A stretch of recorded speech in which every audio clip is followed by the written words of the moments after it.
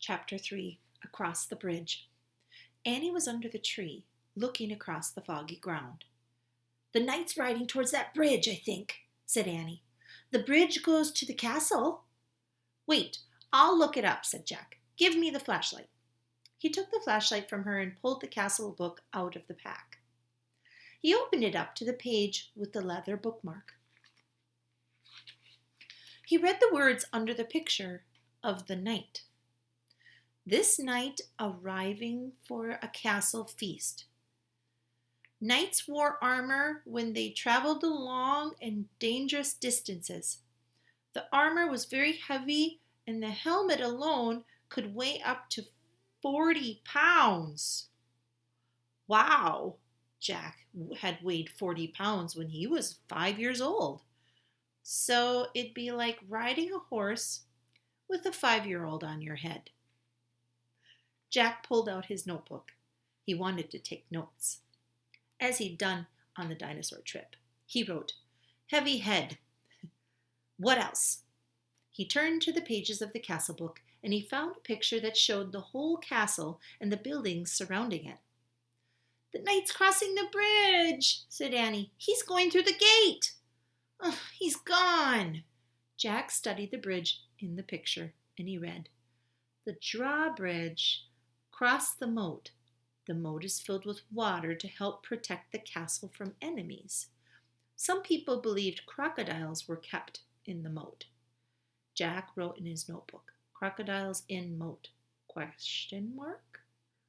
"Look," said Annie, peering through the mist. "A windmill right over there."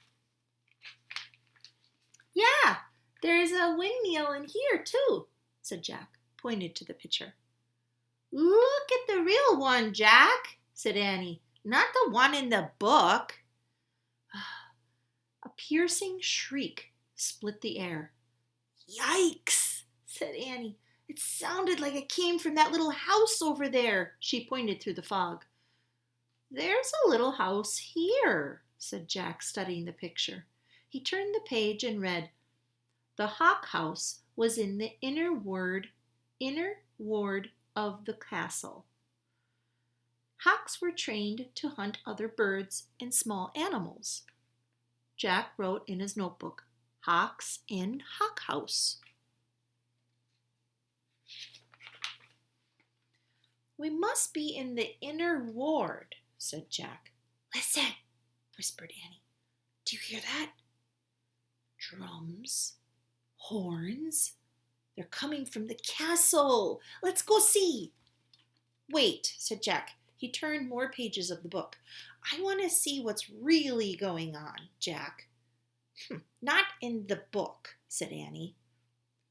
"But look at this," said Jack.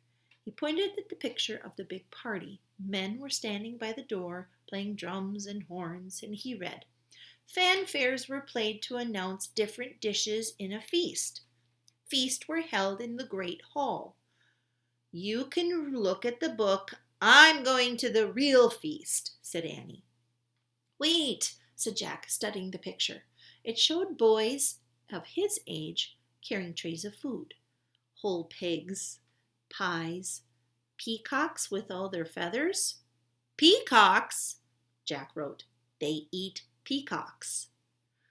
He held up the book to show Annie. "Look, I think they eat—" Where was she?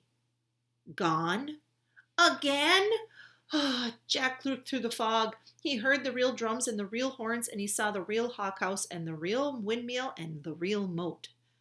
He saw Annie dashing across the real drawbridge, and then she vanished through the gate leading into the castle. She's